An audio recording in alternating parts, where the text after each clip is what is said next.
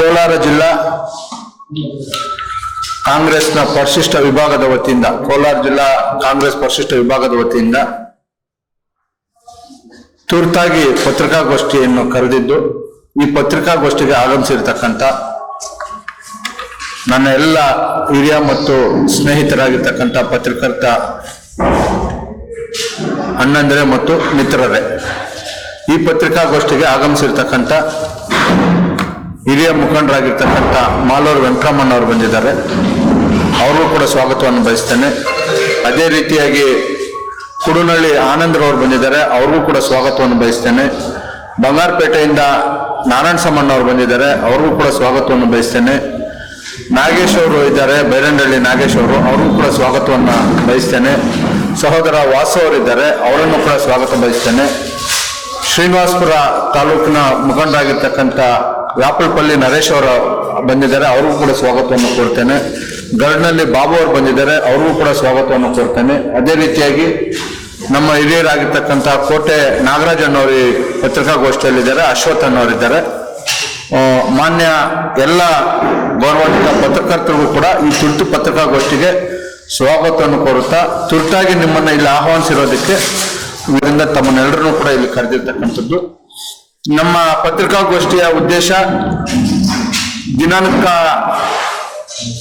6 June 2024 Karnataka ರಾಜ್ಯದಲ್ಲಿ ವಾಲ್ಮೀಕಿ ನಿಗಮದಲ್ಲಿ ಬಹಳ ದೊಡ್ಡ ಹಗರಣ ಆಗಿದೆ ಅಂತಕ್ಕಂಥ ದೊಡ್ಡ ಆರೋಪ ಬಂದಾಗ ಈ ಆರೋಪವ ನೈತಿಕ ಹೊಣೆಯನ್ನು ಹೊತ್ತಿರ್ತಕ್ಕಂಥ ಆಗಿನ ಇಲಾಖೆಯ ಸಚಿವರಾಗಿರ್ತಕ್ಕಂಥ ಬಿ ನಾಗೇಂದ್ರಣ್ಣ ಅವರು ತಮ್ಮ ಸ್ವಇಚ್ಛೆಯಿಂದ ರಾಜೀನಾಮೆಯನ್ನು ಕೊಟ್ಟು ವಿಚಾರಣೆಗೆ ಒಳಪಟ್ಟಿರ್ತಕ್ಕಂಥದ್ದು. ಈ ವಿಚಾರಣೆ ಒಳಪಟ್ಟಿದ್ದಾದ್ಮೇಲೆ ಕೆಲವು ತನಿಖಾ ಸಂಸ್ಥೆಗಳು ಅದನ್ನ ತನಿಖೆ ಮಾಡಿದ್ವು. ಅದರಲ್ಲಿ ಪ್ರಮುಖವಾದ ತನಿಖಾ ಸಂಸ್ಥೆ SIT ಕರ್ನಾಟಕ ರಾಜ್ಯದಲ್ಲಿ ನಮ್ಮದೇ ಸರ್ಕಾರ ಇದ್ರೂ ಕೂಡ ಯಾವುದೇ ಮುಲಾಜಿಗಳಿಗೆ ಗೊಂದಲಗಳಿಗೆ ಒಳಗಾಗದಿರ ತನಿಖೆಯನ್ನು ಅತ್ಯಂತ ದಿಟ್ಟವಾಗಿ ಎದುರಿಸಿ ಆ ತನಿಖೆಯಲ್ಲಿ ಹಣ ಎಷ್ಟು ಪೋಲಾಗಿದೆ ಅಂತಕ್ಕಂಥದ್ದನ್ನ ಈ ವಾಲ್ಮೀಕಿ ನಿಗಮದಲ್ಲಿ 180 ಕೋಟಿ ಫ್ರಾಡ್ ಆಗಿದೆ ಅಂತೇಳಿ ಹೇಳಿದ್ರು. ಆದರೆ ಬ್ಯಾಂಕ್ಗಳ ವರದಿಯ ಪ್ರಕಾರ SIT ವರದಿಯ ಪ್ರಕಾರ 184 ಕೋಟಿ ಫ್ರಾಡ್ ಆಗಿತ್ತು. ಯಾರು ಇದನ್ನ ಫ್ರಾಡ್ ಮಾಡಿದ್ದಾರೆ ಅವರು ಈಗಲೂ ಕೂಡ ಜೈಲಲ್ಲಿದ್ದಾರೆ. ಅಧಿಕಾರಿ ವರ್ಗ ಏನು ತಪ್ಪು ಮಾಡಿತ್ತೋ ಅವರು ಜೈಲಲ್ಲಿದ್ದಾರೆ. ನಾಗೇಂದ್ರಣ್ಣವರು ಕೂಡ ಜೈಲಿಗೆ ಹೋಗಿದ್ರು. ವಿಚಾರಣೆಯಲ್ಲಿದ್ದಾಗ ಅಪರಾಧಿ ಅಲ್ಲ ಆತ, ಆರೋಪವನ್ನ ಒತ್ಕೊಂಡಿರ್ತಕ್ಕಂಥವ್ರು ನೈತಿಕ ಹೊಣೆ ಹೊತ್ತು ರಾಜೀನಾಮೆಯನ್ನ ಕೊಟ್ಟಿದ್ದಾರೆ. ಆದರೆ ಇತ್ತೀಚೆಗೆ ಕಳೆದ 3-4 ದಿನಗಳ ಹಿಂದೆ ನಾಗೇಂದ್ರಣ್ಣ ಅವರನ್ನ ಮತ್ತೆ SITಯಲ್ಲಿ ಕ್ಲೀನ್ ಚಿಟ್ ಬಂದ ಮೇಲೆ ಸಚಿವ ಸಂಪುಟಕ್ಕೆ ಸೇರಿಸ್ಕೊಂಡಿರ್ತಕ್ಕಂಥದ್ದನ್ನ ವಿಶೇಷವಾಗಿ ಬಳ್ಳಾರಿಯ ಭಾಗದ ಬಿಜೆಪಿ ಪಕ್ಷದವರು ವಿಶೇಷವಾಗಿ ನಾಗೇಂದ್ರಣ್ಣ ಅವರನ್ನ ಕೈ ಬಿಡ್ಬೇಕಂತಕ್ಕಂಥ ಒತ್ತಾಯವನ್ನ ಮಾಡ್ತಾ ಇರ್ತಕ್ಕಂಥದ್ದು. ಮತ್ತೆ ಬಿಜೆಪಿ ಪಕ್ಷದಲ್ಲಿರ್ತಕ್ಕಂಥ ಕೆಲವು ಪ್ರಮುಖರು ನಾಗೇಂದ್ರ ಅವರನ್ನ ರಾಜೀನಾಮೆ ಪಡಿಬೇಕಂತಕ್ಕಂಥ ದೊಡ್ಡ ಕೂಗನ್ನು ಹಾಕ್ತಾ ಇರೋದನ್ನ ನಾವಿವತ್ತು ಖಂಡಿಸ್ಲಿಕ್ಕೆ ಮತ್ತು ಕೆಲವು ವಿಚಾರಗಳನ್ನ ತಮ್ಮ ಜೊತೆ ವಿನಿಮಯ ಮಾಡ್ಕೋಬೇಕಂತೇಳಿ ಇವತ್ತು ನಾವು ಪತ್ರಿಕಾಗೋಷ್ಠಿಯನ್ನ ಕರೆದಿರ್ತಕ್ಕಂಥದ್ದು. ಮಾನ್ಯ ಪತ್ರಕರ್ತ ಬಂಧುಗಳೇ, ಬಹುಶಃ ಕರ್ನಾಟಕ ರಾಜ್ಯದ ಇತಿಹಾಸದಲ್ಲಿ ನಡೀತಾ ಇದೆ ಅಂದ್ರೆ ಅದು ಯಾವ ಕಾರಣಕ್ಕಾಗಿ ಇವತ್ತು ಈ ಹಗರಣವನ್ನ ಆಚೆಗೆ ತಂದ್ರು. ಕರ್ನಾಟಕ ರಾಜ್ಯದಲ್ಲಿ ಬಳ್ಳಾರಿ ಅಂತಕ್ಕಂಥ ಒಂದು ದೊಡ್ಡ ಜಿಲ್ಲೆ, ಬಳ್ಳಾರಿ ಮತ್ತು ವಿಜಯಪುರ ಅಂತಕ್ಕಂಥ ಬಹಳ ದೊಡ್ಡ ಜಿಲ್ಲೆಗಳು ಬಿಜೆಪಿಯ ಆಡಳಿತ ನಡೆಸ್ತಕ್ಕಂಥ ಬಹಳ ದೊಡ್ಡ ಪಕ್ಷವಾಗಿ ಹೊರಹೊಮ್ಮಿತ್ತು. ಬಿಜೆಪಿನ ಎಲ್ಲ ಕ್ಷೇತ್ರಗಳನ್ನು ಗೆಲ್ತಾ ಇದ್ದಂತ ಸಂದರ್ಭದಲ್ಲಿ ಪಕ್ಷಕ್ಕೆ ಬಂದಿರತಕ್ಕಂಥ ನಾಗೇಂದ್ರಣ್ಣವರು ಇತ್ತೀಚೆಗೆ ನಡೀತಕ್ಕಂಥ ಎಲ್ಲ ಚುನಾವಣೆಗಳಲ್ಲೂ ಕೂಡ ಬಳ್ಳಾರಿ ಮತ್ತು ವಿಜಯಪುರ, ವಿಜಯನಗರ ಮತ್ತು ಚಿತ್ರದುರ್ಗ ಈ ಭಾಗದಲ್ಲಿ ಪಕ್ಷವನ್ನ ಪರಿಣಾಮಕಾರಿಯಾಗಿ ಸಂಘಟನೆ ಮಾಡ್ತಾ ಇರೋದನ್ನ ಸಹಿಸಲಾರ್ದ ಬಿಜೆಪಿಯವರು ಇವತ್ತು ಏನಾದರೂ ಮಾಡಿ ನಾಗೇಂದ್ರ ಅವರನ್ನ ವೀಕ್ ಮಾಡಬೇಕು, ಅವರನ್ನ ತಮ್ಮ ಪಕ್ಷಕ್ಕೆ ಸೆಳೆಯಬೇಕಂತಕ್ಕಂಥ ಹುನ್ನಾರ ಇಟ್ಕೊಂಡು ಮಾಡ್ತಾ ಇರ್ತಕ್ಕಂಥ ಆರೋಪಗಳೆಲ್ಲವೂ ಕೂಡ ನಿರಾಧಾರವಾಗಿರ್ತಕ್ಕಂಥದ್ದು. ಅಕಸ್ಮಾತ್ ನ್ಯಾಯಾಲಯದಲ್ಲಿ ಪ್ರಕರಣ ನಡೀತಾ ಇದೆ, ನ್ಯಾಯಾಲಯದಲ್ಲಿ ನಡೀತಾ ಇರ್ತಕ್ಕಂಥ ಪ್ರಕರಣದಲ್ಲಿ ಅವರನ್ನ ಆರೋಪಿ ಅಂತ ಹೇಳಿರ್ತಕ್ಕಂಥದ್ದೇ ಹೊರತು ಅಪರಾಧಿ ಅಂತ ಯಾವುದೇ ನ್ಯಾಯಾಲಯ ಇಲ್ಲಿವರೆಗೂ ಕೂಡ ಅವರನ್ನ ಘೋಷಣೆ ಮಾಡಿಲ್ಲ. ಈ ರೀತಿ ಹೇಳೋದಾದ್ರೆ ಕರ್ನಾಟಕ ರಾಜ್ಯದ ಬಿಜೆಪಿ ಪಕ್ಷದಲ್ಲಿ ನಾವೀಗ ಈ ಮಾಧ್ಯಮದಲ್ಲಿ ತಮಗೆ ತಿಳಿಸಿದ್ದೇವೆ, ವಿಜೇಂದ್ರ ಅವರು RTGS ಮುಖಾಂತರ ಹಣ ಪಡೆದಿರ್ತಕ್ಕಂಥದ್ದು ಇರ್ಬೋದು, ಶಶಿಕುಮಾರ್ ಜೊಲ್ಲೆ ಅವರು ಇರ್ಬೋದು, ಸ್ವತಃ ರಾಮುಲು ಅವರೇ ಕೋವಿಡ್ ಹಗರಣದಲ್ಲಿ ಸಿಕ್ಕಾಕೊಂಡಿರೋ 47 ಕೋಟಿ ರೂಪಾಯಿ ಸಿಕ್ಕಾಕೊಂಡಿರತಕ್ಕಂಥದ್ದು ಇರ್ಬೋದು, ಅದೇ ರೀತಿಯಾಗಿ ಸುಧಾಕರ್ ಅವ್ರದ್ದು ಇರ್ಬೋದು, ಅಶೋಕಣ್ಣ ಅವ್ರದ್ದು ಇರ್ಬೋದು, ಈ ಜನಾರ್ದನ್ ರೆಡ್ಡಿ ಅವರು ಜೈಲಲ್ಲಿ 11 ವರ್ಷ ಕಳೆದು ಬಂದಿರತಕ್ಕಂಥದ್ದು ಅನೇಕ ಪ್ರಕರಣಗಳು ನಮ್ಮ ಕಣ್ಣು ಮುಂದೆನೇ ಇದ್ದಾವೆ. ಯಾವ ಕಾರಣಕ್ಕಾಗಿ ಅವರು ಇವತ್ತು ನಾಗೇಂದ್ರ ಅವರನ್ನ ಟಾರ್ಗೆಟ್ ಮಾಡಿದ್ದಾರೆ ಅಂದ್ರೆ, ಮುಂದಿನ ದಿನಗಳಲ್ಲಿ ಕರ್ನಾಟಕದ ಉದ್ದಗಲಕ್ಕೂ ಕೂಡ ವಾಲ್ಮೀಕಿ ಸಮುದಾಯವನ್ನ ಸತೀಶ್ ಜಾರಕಿಹೊಳಿ ಬಿಟ್ರೆ ನಾಗೇಂದ್ರ ಅವರು ಪರಿಣಾಮಕಾರಿಯಾಗಿ ಸಂಘಟನೆ ಮಾಡ್ತಾರೆ, ಪಕ್ಷಕ್ಕೆ ಬಲ ಕೊಡ್ತಾರೆ. ಹಾಗಾಗಿ ಅವರನ್ನ ಪಕ್ಷದಿಂದ ದೂರ ಮಾಡಬೇಕು, ಅವರ ಮೇಲೆ ಇಲ್ಲಿಸಲ್ಲದ ಆರೋಪಗಳಾಗಬೇಕು, ಇಡಿ ಅವರು ಕೂಡ ಅವರ ಮೇಲೆ ಆರೋಪ ಹೊರಿಸಬೇಕು, ಥ್ರೆಟನ್ ಮಾಡಿ ಅವರನ್ನ ಅವರ ಪಕ್ಷಕ್ಕೆ ಸೆಳೀತಕ್ಕಂಥ ಹುನ್ನಾರವನ್ನ ನಡೆಸ್ತಾ ಇರ್ತಕ್ಕಂಥದ್ದು. ಶ್ರೀರಾಮುಲು ಸಾಹೇಬರು ಮೊನ್ನೆ ಒಂದು ಪ್ರೆಸ್ ಕಾನ್ಫರೆನ್ಸ್ ಅನ್ನ ಮಾಡಿ ಹೇಳ್ತಾ ಇದ್ರು, ಇವರು ಕೂಡಲೇ ರಾಜೀನಾಮೆ ಕೊಡಬೇಕು ಅಂತಕ್ಕಂಥ ಮಾತನ್ನು ಹೇಳ್ತಾ ಇದ್ರು. ನಾನು ಅವ್ರಿಗೆ ಕೇಳಲಿಕ್ಕೆ ಇಚ್ಛೆ ಪಡ್ತೇನೆ, ಬಿಜೆಪಿ ಸರ್ಕಾರ ಕೇಂದ್ರದಲ್ಲಿ ಅಧಿಕಾರಕ್ಕೆ ಬರೋದಕ್ಕಿಂತ ಮೊದಲು ಚಿತ್ರದುರ್ಗದಲ್ಲಿ ಬಂದು ಭಾಷಣ ಮಾಡಿರ್ತಕ್ಕಂಥ ಅಮಿತ್ ಶಾ ಅವರಾಗಿರ್ಬೋದು, ನರೇಂದ್ರ ಮೋದಿ ಅವರಾಗಿರ್ಬೋದು, ಇಡೀ ಭಾರತ ದೇಶದ ಭವ್ಯ ಇತಿಹಾಸದಲ್ಲಿ ಮದಕರಿ ನಾಯಕರದ್ದು ಬಹಳ ದೊಡ್ಡ ಪಾತ್ರವಿದೆ ಸ್ವತಂತ್ರ ಚಳವಳಿಯಲ್ಲಿ ಮತ್ತು ರಾಜ ಪಾರಂಪರಿಕ ಚಳವಳಿಯಲ್ಲಿ ಅಂತ ಹೇಳಿರ್ತಕ್ಕಂಥ ಮೋದಿ ಮತ್ತು ಅಮಿತ್ ಶಾ ಅವರು ಯಾವ ಕಾರಣಕ್ಕಾಗಿ ಮದಕರಿ ನಾಯಕನ ಥೀಮ್ ಪಾರ್ಕ್ ಮಾಡ್ತೀವಿ ಅಂತ ಹೇಳಿ ಇದುವರೆಗೂ ಕೂಡ ಆ ಥೀಮ್ ಪಾರ್ಕ್ ನ ಮಾಡದೇ ಇರ್ತಕ್ಕಂಥದ್ದು ಬಿಜೆಪಿ ಪಕ್ಷಕ್ಕೆ ಪರಿಶಿಷ್ಟ ಪಂಗಡದ ಬಗ್ಗೆ ಇರ್ತಕ್ಕಂಥ ಒಂದು ನೀತಿಯನ್ನ ನಾವು ಇಲ್ಲಿ ಮನಗಾಣಬೇಕಾಗುತ್ತೆ. ಅದೇ ರೀತಿಯಾಗಿ ನಮ್ಮ ಮಠದ ಸ್ವಾಮೀಜಿಗಳು 265 ದಿವಸ ಫ್ರೀಡಂ ಪಾರ್ಕ್ ಅಲ್ಲಿ ಬೀದಿಯಲ್ಲಿ ಕುತ್ಕೊಂಡು ಹೋರಾಟ ಮಾಡಿದ್ರು. ಬಿಜೆಪಿ ಸರ್ಕಾರ ಅಧಿಕಾರದಲ್ಲಿತ್ತು, ಮೀಸಲಾತಿಯನ್ನ ಹೆಚ್ಚಳ ಮಾಡಬೇಕಂತಕ್ಕಂಥ ಡಿಮ್ಯಾಂಡ್ ಇಟ್ಕೊಂಡು ಸ್ವಾಮೀಜಿಯವರು ಪ್ರತಿಭಟನೆ ಮಾಡಿದಾಗ 265 ದಿನಗಳ ಕಾಲ ಸ್ವಾಮೀಜಿಯವರನ್ನ ಬೀದಿಯಲ್ಲಿ ನಿಲ್ಲಿಸಿ ಕೊಟ್ಟಂತ ಮೀಸಲಾತಿಯನ್ನ ಕೇಂದ್ರ ಸರ್ಕಾರಕ್ಕೆ 9th ಶೆಡ್ಯೂಲ್ ಸೇರಿಸಿದ್ರೆ ಮಾತ್ರ ಇವ್ರು ಕೊಟ್ಟಿರ್ತಕ್ಕಂಥ ಮೀಸಲಾತಿ ಪರಿಗಣನೆಗಾಗುತ್ತೆ ಅಂತ ಗೊತ್ತಿದ್ರು ಕೂಡ ಇಲ್ಲಿಯವರೆಗೂ ಕೂಡ 9th ಶೆಡ್ಯೂಲ್ಗೆ ಸೇರಿಸದೆ ಕಪಟ ನಾಟಕ ಆಡ್ತಾ ಇರ್ತಕ್ಕಂಥದ್ದು ಕೂಡ ನಾವಿಲ್ಲಿ ಗಮನಿಸಬೇಕಾಗ್ತೈತೆ. ಅದೇ ರೀತಿಯಾಗಿ ಈ ಸರ್ವೋಚ್ಚ ನ್ಯಾಯಾಲಯದಲ್ಲಿ ನ್ಯಾಯಾಧೀಶ ಆಗಿರ್ತಕ್ಕಂಥ ಗವಾಯಿ ಅವರಿಗೆ ಚಪ್ಪಲಿಯಲ್ಲಿ ಎಸೆದಾಗ ಯಾವುದೇ ಒಬ್ಬ ಬಿಜೆಪಿ ನಾಯಕರು ಕೂಡ ಪ್ರತಿಭಟನೆ ಮಾಡಲಿಲ್ಲ ಮತ್ತು ಸಹಕಾರ ಕೊಡಲಿಲ್ಲ. ಇದು ಬಿಜೆಪಿ ಅವರಿಗೆ ದಲಿತ ಪರ ಇರ್ತಕ್ಕಂಥ ಕಾಳಜಿಯನ್ನು ತೋರಿಸ್ತೈತೆ. ಅದೇ ರೀತಿಯಾಗಿ ಮಣಿಪುರದಲ್ಲಿ ಯಾರು ವಿಶೇಷವಾಗಿ ವಾಲ್ಮೀಕಿ ಸಮುದಾಯದ ಬಗ್ಗೆ ಮಾತಾಡ್ತಾ ಇರ್ತಕ್ಕಂಥ ನಾಯಕರು, ಮಣಿಪುರದಲ್ಲಿ ಎಲ್ಲ ಇರ್ತಕ್ಕಂಥದ್ದು ಎಲ್ಲರೂ ಕೂಡ ಆದಿವಾಸಿ ಜನಗಳೇ.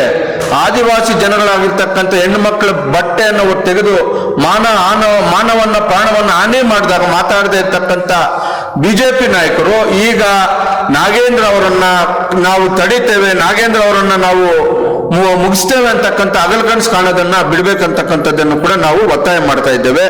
ಅದೇ ರೀತಿಯಾಗಿ ಸಂವಿಧಾನವನ್ನ ಇವತ್ತು ಬಹಳ ವೇಗವಾಗಿ ಅದನ್ನ ಕುಟಿಲಗೊಳಿಸ್ತಾ ಇದ್ದಾರೆ. ಸಂವಿಧಾನವನ್ನ ಅದನ್ನ ಶಕ್ತಿಹೀನವಾಗಿ ಮಾಡ್ತಾ ಇದ್ದಾರೆ. ಸಂವಿಧಾನವನ್ನ ನೇರವಾಗಿ ತೆಗಿಬೇಕಾಗಿಲ್ಲ. ಯಾವ್ಯಾವ ಸರ್ಕಾರಿ ಸಂಸ್ಥೆಗಳನ್ನ ಕಾಂಗ್ರೆಸ್ ಪಕ್ಷದ ಆಡಳಿತಾವಧಿಯಲ್ಲಿ ಕಟ್ಟಿದ್ರು ಆ ಸಂಸ್ಥೆಗಳೆಲ್ಲವನ್ನೂ ಕೂಡ ದಿನದಿಂದ ದಿನ ಖಾಸಗೀಕರಣ ಮಾಡೋದ್ರ ಮುಖಾನ ಖಾಸಗೀಕರಣದಲ್ಲಿ ಪರಿಶಿಷ್ಟ ಜಾತಿ ಪರಿಶಿಷ್ಟ ಪಂಗಡ OBC ಇತರೆ ವರ್ಗದವರಿಗೆ ಮೀಸಲಾತಿ ಪರಿಗಣನೆ ಆಗೋದಿರಲ್ಲ. ಹಾಗಾಗಿ ಖಾಸಗಿ ಸಂಸ್ಥೆಗಳ ಮಾಡುವುದರ ಮುಖೇನ ಸಂವಿಧಾನವನ್ನು ದುರ್ಬಲ ಮಾಡ್ತಾ ಇದ್ದಾರೆ. ಇದನ್ನ ಸೊಲ್ಲು ಎತ್ತದ ಮತ್ತು ಇದನ್ನು ಪ್ರಶ್ನೆ ಮಾಡದ ಬಿಜೆಪಿಯಲ್ಲಿ ಇರ್ತಕ್ಕಂಥ ದಲಿತ ನಾಯಕರು ಯಥೇಚ್ಛವಾಗಿ ಈ ಕಡೆ ಬಟ್ಟು ಮಾಡಿ ತೋರಿಸ್ತಾ ಇರ್ತಕ್ಕಂಥದ್ದು ಕೂಡ ಖಂಡನೀಯ. ಅದೇ ರೀತಿಯಾಗಿ ಇಡೀ ಭಾರತ ದೇಶದಲ್ಲಿ ಬಜೆಟ್ ಅನುಗುಣವಾಗಿ ಜನಸಂಖ್ಯೆಗೆ ಅನುಗುಣವಾಗಿ ಬಜೆಟ್ ಅನ್ನ ಮೀಸಲಿಟ್ಟಿರ್ತಕ್ಕಂಥ ಯಾವ್ದಾದ್ರು ರಾಜ್ಯ ಇದೆ ಅದು ಕರ್ನಾಟಕ ರಾಜ್ಯ ಮತ್ತು ಕಾಂಗ್ರೆಸ್ ಸರ್ಕಾರ. ನಾವು ಬಜೆಟ್ ಅನ್ನ ಮೀಸಲಿಟ್ಟಿದ್ದೇವೆ. ಬಹುಶಃ 40,000 ಕೋಟಿಯನ್ನ ಮೀಸಲಿಟ್ಟಿರ್ತಕ್ಕಂಥ ಉದಾಹರಣೆಗಳು ಕೂಡ ನಮ್ಮ ಕಣ್ಣು ಮುಂದೆ ಇದ್ದೇವೆ. ಇಷ್ಟೆಲ್ಲ ಇದ್ರೂ ಕೂಡ ಕೇಂದ್ರದಲ್ಲಿ ಇರ್ತಕ್ಕಂಥ ಬಿಜೆಪಿ ಸರ್ಕಾರ ಇದುವರೆಗೂ ಕೂಡ ಯಾವುದೇ ಪರಿಶಿಷ್ಟ ಜಾತಿ ಪರಿಶಿಷ್ಟ ವರ್ಗದವರು ಹಿತಾಸಕ್ತಿಯನ್ನು ಕಾಯ್ತಕ್ಕಂಥದ್ರಲ್ಲಿ ವಿಫಲರಾಗ್ತಾ ಇರ್ತಕ್ಕಂಥದ್ದನ್ನು ನೋಡಿದ್ದೇವೆ. ನಾನು ಮಾನ್ಯ ಶ್ರೀರಾಮುಲು ಅವರಿಗೆ ನೇರವಾದ ಪ್ರಶ್ನೆಯನ್ನು ಹಾಕ್ತೇನೆ. ಸ್ವಾಮಿ, ತಾವು ಬಿಜೆಪಿಯಲ್ಲಿದ್ದೀರಿ, ಬಿಜೆಪಿಯಲ್ಲಿ ಬಹಳ ಉಚ್ಚರಾಯ ಸ್ಥಿತಿಯಲ್ಲಿ ಉನ್ನತ ಸ್ಥಾನದಲ್ಲಿರ್ತಕ್ಕಂಥ ನಿಮ್ಮನ್ನ ತಾವೇ ಮಂತ್ರಿ ಮಂಡಲದಲ್ಲಿದ್ದಾಗ ಯಾಕೆ ನಿಮ್ಮನ್ನು ತೆಗೆದುಹಾಕಿದ್ರು? ತಮ್ಮನ್ನು ಯಾಕೆ ಬಾದಾಮಿಯಲ್ಲಿ ಸಿದ್ದರಾಮಯ್ಯನವರ ವಿರುದ್ಧ ಕ್ಯಾಂಡಿಡೇಟ್ ಹಾಕಿ ಸೋಲುವಂತೆ ಮಾಡಿದ್ರು? ಬಿಜೆಪಿಯಲ್ಲೂ ಕೂಡ ನಿಮ್ಮನ್ನ ಮುಗಿಸ್ತಕ್ಕಂಥ ಉದಾಹರಣೆಗಳು ದಂಡೆಯಾಗಿದ್ದಾವೆ. ಗಾಲಿ ಜನಾರ್ದನ್ ರೆಡ್ಡಿ ಅವರು ನಾಗೇಂದ್ರ ಅವರ ಬಗ್ಗೆ ಮಾತಾಡ್ತಕ್ಕಂಥ ಒಂದೇ ಒಂದು ನೈತಿಕ ಹಕ್ಕನ್ನು ಕೂಡ ಅವ್ರು ಉಳಿಸ್ಕೊಂಡಿಲ್ಲ. ಗಾಳಿ ಜನಾರ್ದನ್ ರೆಡ್ಡಿ ಅವ್ರದ್ದು ಇತ್ತೀಚೆಗೆ ಬಂದಿರತಕ್ಕಂಥ ತೆಲಂಗಾಣ ಕೋರ್ಟ್ನ ಒಂದು ತೀರ್ಪಿನಲ್ಲಿ 14,000 ಎಕರೆಯನ್ನ ಇವತ್ತು ಜಪ್ತಿ ಮಾಡಿರ್ತಕ್ಕಂಥದ್ದು ಕೂಡ ನಮ್ಮ ಕಣ್ಣು ಮುಂದೆ ಇದೆ. ನೀವು ನಾಗೇಂದ್ರ ಅವರನ್ನ ಟಾರ್ಗೆಟ್ ಮಾಡೋದನ್ನ ಬಿಡಬೇಕು. ನಾಗೇಂದ್ರ ಅವರು ನಿಮ್ಮ ಗೆಲುವಿನಲ್ಲಿ ಅವರು ಕೂಡ ಪಾತ್ರಧಾರಿಗಳೇ. ಈ ಹಿಂದೆ ನಿಮ್ಮ ಜೊತೆಯಲ್ಲಿದ್ದಾಗ ಮಾತ್ರ ಸತ್ಯ ಹರಿಶ್ಚಂದ್ರರಾಗ್ತಾರೆ, ನಿಮ್ಮ ಜೊತೆ ಬಿಟ್ಟಿದ ತಕ್ಷಣ ಭ್ರಷ್ಟಾಚಾರಿಗಳಾಗ್ತಾರ? ಈ ನೀತಿಯನ್ನ ಬಿಡ್ಬೇಕಂತಕ್ಕದ್ದನ್ನು ಕೂಡ ನಾವು ಮಾನ್ಯ ಜನಾರ್ದನ್ ರೆಡ್ಡಿ ಅವರನ್ನು ಕೂಡ ನಾನು ಮನವಿ ಮಾಡ್ತೇನೆ. ಅದೇ ರೀತಿಯಾಗಿ ಇವತ್ತು ಬಿಜೆಪಿಯಲ್ಲಿ ಬಹಳ ದೊಡ್ಡ ಮಟ್ಟದಲ್ಲಿರ್ತಕ್ಕಂಥ ನಮ್ಮ ರಾಜು ಗೌಡ ಅವರು, ಅದೇ ರೀತಿಯಾಗಿ ಶ್ರೀರಾಮುಲಣ್ಣ ಅವರು, ಅದೇ ರೀತಿಯಾಗಿ ರಮೇಶ್ ಜಾರಕಿಹೊಳಿ ಅವರು, ಇವರೆಲ್ಲರನ್ನೂ ಮೂಲೆ ಗುಂಪು ಮಾಡಿದ್ದು ಯಾರು? ರಮೇಶ್ ಜಾರಕಿಹೊಳಿ ಅವರನ್ನ ಮೂಲೆ ಗುಂಪು ಮಾಡಿದ್ದು ಯಾರು? ರಾಜೇಗೌಡರನ್ನ ಮೂಲೆ ಗುಂಪು ಮಾಡಿದ್ದು ಯಾರು? ಶ್ರೀರಾಮುಲು ಅವರನ್ನು ಇವತ್ತಿಗೂ ಕೂಡ ಮೂಲೆ ಗುಂಪು ಮಾಡ್ತಾ ಇರೋದು ಯಾರು? ಯಾರ್ಯಾರಿಗೂ ಕೂಡ ನೀವು MLCಗಳು ಶ್ರೀರಾಮುಲು ಅವ್ರಿಗೆ ಯಾಕೆ ಕೊಡಲಿಲ್ಲ? ನಿಮಗೆ ಯಾವುದೇ ಕಾರಣಕ್ಕೂ ಕೂಡ ನೀವು ಮನಸ್ಸಲ್ಲಿ ಒಂದು ಆಚೆ ಹೊರಗಡೆ ಒಂದು ಇಟ್ಕೊಂಡು ಮಾತಾಡ್ತಾ ಇರ್ತಕ್ಕಂಥದ್ದು. ನಿಮ್ಮದೇ ಪಕ್ಷದ ಬಹಳ ದೊಡ್ಡ ನಾಯಕರಾಗಿರ್ತಕ್ಕಂಥ BL ಸಂತೋಷ್ ಸಾಹೇಬ್ರು 2021ರಲ್ಲಿ 22ರಲ್ಲಿ ಒಂದು ಹೇಳಿಕೆಯನ್ನು ಕೊಟ್ಟಿದ್ರು. ವಾಲ್ಮೀಕಿ ರಾಮಾಯಣನೇ ಬರೆದಿಲ್ಲ, ಇದು ಬಾಯಿಂದ ಬಾಯಿಗೆ ಹರಡಿರ್ತಕ್ಕಂಥ ವಿಚಾರ. ಏನಾದರೂ ಮಹಾಕಾವ್ಯ ಭಾರತ ದೇಶದಲ್ಲಿ ಉಳಿದಿದೆ, ಅದು ಮಹಾಭಾರತ ಅಂತಕ್ಕಂಥದ್ದನ್ನು ಹೇಳುವುದ್ರ ಮುಖಾಂತರ ವಾಲ್ಮೀಕಿ ಸಮುದಾಯಕ್ಕೆ ಬಹಳ ದೊಡ್ಡ ಪೆಟ್ಟನ್ನು ಕೊಟ್ಟರು. ಇದನ್ನು ಪ್ರಶ್ನೆ ಮಾಡದ ನೀವು ಬಿಜೆಪಿಯಲ್ಲಿ ಯಾವ ರೀತಿಯಾಗಿ ನೀವು ನಾಗೇಂದ್ರ ಅವರನ್ನ ರಾಜೀನಾಮೆ ಕೇಳಲಿಕ್ಕೆ ಹೋಗ್ತಾ ಇದ್ದಾರೆ? ನಾಗೇಂದ್ರ ಸಾಹೇಬ್ರಿಗೆ ಕೇಳ್ತಾ ಇದ್ದೇವೆ, ನಾಗೇಂದ್ರನ್ನ ಹೇಳ್ತಾ ಇದ್ದೆ, ನೀವು ದಯಮಾಡಿ ಯಾವುದೇ ಕಾರಣಕ್ಕೂ ಕೂಡ ರಾಜೀನಾಮೆಯನ್ನು ಕೊಡಬಾರದು. ನೀವು ಅಪರಾಧಿ ಅಂತ ಏನಾದರೂ ನ್ಯಾಯಾಲಯ ಪರಿಗಣನೆ ಮಾಡಿದಾದ್ಮೇಲೆ ನ್ಯಾಯಾಲಯ ಏನ್ ತೀರ್ಪು ಕೊಡುತ್ತೆ ಅದಕ್ಕೆ ನೀವು ಬದ್ಧರಾಗಿರ್ಬೇಕು, ನಾವು ಬದ್ಧರಾಗಿರ್ತೇವೆ. ಆರೋಪ ಬಂದವರು ಎಲ್ಲರೂ ಕೂಡ ಆರೋಪಿಗಳಲ್ಲ. ಇವತ್ತು ಬಿಜೆಪಿಯಲ್ಲಿ ಇರ್ತಕ್ಕಂಥ ಅಮಿತ್ ಶಾ ಅವರು ಕೂಡ ಜೈಲಿಗೆ ಹೋಗಿ ಬಂದಿದ್ದಾರೆ. ಅವ್ರಿಗೇನು ಗೃಹ ಮಂತ್ರಿ ಕೊಟ್ಟಿದ್ದಾರೆ? ಯಾರು ಹೋಗಿಲ್ಲ.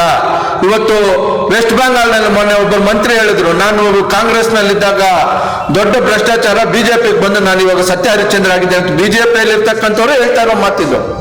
ಬಿಜೆಪಿಯ ನಡೆ ಎಲ್ಲಿಗೆ ಹೋಗ್ತಾ ಇದೆ? ನಿಮ್ಮ ಜೊತೆ ಇದ್ರೆ ಮಾತ್ರ ಅವರು ಸತ್ಯ ಹರಿಶ್ಚಂದ್ರರು, ನಿಮ್ಮ ಜೊತೆ ಬಿಟ್ಟಿದ ತಕ್ಷಣ ಅವರೆಲ್ಲರೂ ಕೂಡ ಭ್ರಷ್ಟಾಚಾರಿಗಳು. ದೇಶದ ಉದ್ದಗಲಕ್ಕೂ ಕೂಡ ನಾವು ನೋಡ್ತಾ ಇದ್ದೇವೆ. ವಾಲ್ಮೀಕಿ ನಿಗಮದಲ್ಲಿ ಆಗಿರ್ತಕ್ಕಂಥ ಹಗರಣವನ್ನ ಮುಂದೆ ಇಟ್ಕೊಂಡು ನಾಗೇಂದ್ರ ಅವರ ರಾಜೀನಾಮೆ ಕೇಳ್ತಕ್ಕಂಥ ನೈತಿಕತೆ ಬಿಜೆಪಿಯಲ್ಲಿ ಇರ್ತಕ್ಕಂಥ ಯಾವೊಬ್ಬ ನಾಯಕರಿಗೂ ಕೂಡ ಇಲ್ಲ. ನಿಮಗೆ ವಾಲ್ಮೀಕಿ ಸಮುದಾಯದ ಮೇಲೆ ಕಾಳಜಿ ಇದ್ರೆ, ವಾಲ್ಮೀಕಿ ಸಮುದಾಯದ ಮೇಲೆ ನಿಮಗೆ ಮನಸ್ಸಿದ್ರೆ ದಯಮಾಡಿ ನೀವು ಕೊಟ್ಟಿರ್ತಕ್ಕಂಥ ಮಾತನ್ನ ನೆರವೇರಿಸಬೇಕು. ಬಿಜೆಪಿ ಅವರು ಮೊದಲು ಅದನ್ನ ನೆರವೇರಿಸಿ ಆಮೇಲೆ ನಮ್ಮ ಸುದ್ದಿಗೆ ಬರಬೇಕು. ಬಿಜೆಪಿಯಲ್ಲಿ ಇರ್ತಕ್ಕಂಥ ನಾಯಕರು ಮದಕನ್ನೇ ಥೀಮ್ ಪಾರ್ಕ್ ಮಾಡಲಿಲ್ಲ. ನಮಗೆ ಯಾವ ಮೀಸಲಾತಿಯನ್ನ ಹೆಚ್ಚಿಸಿ ನೀವು 7%ಗೆ 9th ಶೆಡ್ಯೂಲ್ಗೆ ಸೇರಿಸ್ದಿರನೆ ಈಗ ಸೋಮಣ್ಣ ತಗಾದೆ ತೆಗೆದಿದ್ದಾರೆ. ಕಾಡುಗೊಳ್ಳರನ್ನ ಸೇರಿಸ್ಬೇಕು, ಕಾಡು ಕುರುಬರನ್ನ ಸೇರಿಸ್ಬೇಕು. ಸಂವಿಧಾನಬದ್ಧವಾಗಿರ್ತಕ್ಕಂಥವ್ರು ಯಾರನ್ನಾದ್ರೂ ಸೇರಿಸ್ಲಿ, ಯಾರಾದ್ರೂ ಬರಲಿ, ಎಷ್ಟಿಗೆ ಸೇರಿಸ್ಬೇಕಂತಕ್ಕಂಥ ಹುನ್ನಾರ ನಡೀತಾ ಇದೆಯಲ್ಲ, ಇದನ್ನು ಕೂಡ ನಾವು ಖಂಡಿಸ್ತೇವೆ. ಬಿಜೆಪಿಯಲ್ಲಿ ಇರ್ತಕ್ಕಂಥ ಪರಿಶಿಷ್ಟ ಪಂಗಡದ ಎಲ್ಲ ನಾಯಕರು ಕೂಡ ದಯವಿಟ್ಟು ನಮ್ಮ ಸಮುದಾಯಕ್ಕೆ ದಕ್ಕಬೇಕಾಗಿರ್ತಕ್ಕಂಥ ಮೀಸಲಾತಿಯನ್ನ ನಮಗೆ ದಕ್ಕಿಸ್ಕೊಡಿ. 9th ಶೆಡ್ಯೂಲ್ಗೆ ಸೇರಿಸಿ ನೀವು ನಿಮ್ಮ ನಾಯಕರನ್ನ ಮಾತಾಡಿ. ಅದನ್ನು ಇಡೀ ಅಸಂಖ್ಯಾತ ಯುವಕರಿಗೆ ಉದ್ಯೋಗ ಸಿಗ್ತಕ್ಕಂಥ ಅವಕಾಶಗಳು ತಪ್ಪು ಹೋಗ್ತಾ ಇದ್ದೇವೆ, ಅದನ್ನು ಮಾತಾಡಿ. ಅಸಂಖ್ಯಾತ ವಿದ್ಯಾರ್ಥಿಗಳಿಗೆ ಮೆಡಿಕಲ್ ಸೀಟು, ಇಂಜಿನಿಯರಿಂಗ್ ಸೀಟಲ್ಲಿ ಅನ್ಯಾಯ ಆಗ್ತಾ ಇದೆ, ಅದನ್ನು ಮಾತಾಡೋದು ಬಿಟ್ಬಿಟ್ಟು ನೀವು ಮುಗಿದೋಗಿರ್ತಕ್ಕಂಥ ಈ ಒಂದು ಪ್ರಕರಣವನ್ನ ಮುನ್ನೆಲೆಗೆ ತಂದು ನಾಗೇಂದ್ರ ಅವರು ರಾಜೀನಾಮೆ ಕೇಳ್ತಕ್ಕಂಥ ಯಾವುದೇ ನೈತಿಕತೆ ನಿಮ್ಮಲ್ಲಿ ಉಳಿದಿಲ್ಲ. ದಯಮಾಡಿ ಇಡೀ ರಾಜ್ಯದ ಉದ್ದಗಲಕ್ಕೂ ಕೂಡ ವಾಲ್ಮೀಕಿ ಸಮುದಾಯ ಮತ್ತು ಕಾಂಗ್ರೆಸ್ನ ಎಲ್ಲರೂ ಕೂಡ ನಾಗೇಂದ್ರನ ಅವ್ರ ಜೊತೆಗಿರ್ತೇವೆ. ದಯಮಾಡಿ ನೀವು ಪರಿಣಾಮಕಾರಿ ಕೆಲಸ ಮಾಡಬೇಕು. ನಮ್ಮ ಸಮುದಾಯಕ್ಕೆ ಆಗ್ಬೇಕಾಗಿರ್ತಕ್ಕಂಥ ಕೆಲಸಗಳನ್ನು ನಿಮ್ಮ ಮುಖೇನ ನಾವು ಮಾಡಿಸ್ಕೊತೀವಿ. ದಯವಿಟ್ಟು ಯಾವುದೇ ಈ ರೀತಿಯ ಆರೋಪಗಳಿಗೆ ಮತ್ತು ಈ ರೀತಿಯ ಇದಕ್ಕೆ ತಾವು ಯಾವುದಕ್ಕೂ ಬಗ್ಗಬಾರ್ದು. ನೀವು ಗಟ್ಟಿಯಾಗಿ ನಿಂತು ಸಮುದಾಯದ ಪರವಾಗಿ ಕೆಲಸ ಮಾಡ್ಬೇಕಂತೇಳಿ ಇವತ್ತು ಕಾಂಗ್ರೆಸ್ನ ಹೈಕಮಾಂಡ್ ನಿಮ್ಗೆ ಜವಾಬ್ದಾರಿ ಕೊಟ್ಟಿದೆ. ಆ ಜವಾಬ್ದಾರಿಯಿಂದ ನೀವು ಯಾವುದೇ ಕಾರಣಕ್ಕೂ ನುಂಚ್ಕೊಳ್ಬಾರ್ದು. ನೀವು ಅಪರಾಧಿ ಅಂತ ನ್ಯಾಯಾಲಯದಲ್ಲಿ ಘೋಷಣೆ ಆದ್ಮೇಲೆ ಬೇಕಾದ್ರೆ ಅದನ್ನ ನೀವು ಪರಿಣಾಮವನ್ನು ಎದುರಿಸಿ. ಅಲ್ಲಿವರೆಗೂ ಆರೋಪಿ ಹೊತ್ತು ಅಪರಾಧಿ ಆಗೋದಿಲ್ಲ ಅಂತಕ್ಕಂಥದ್ದನ್ನು ಹೇಳ್ತಾ ಇದ್ದೇನೆ.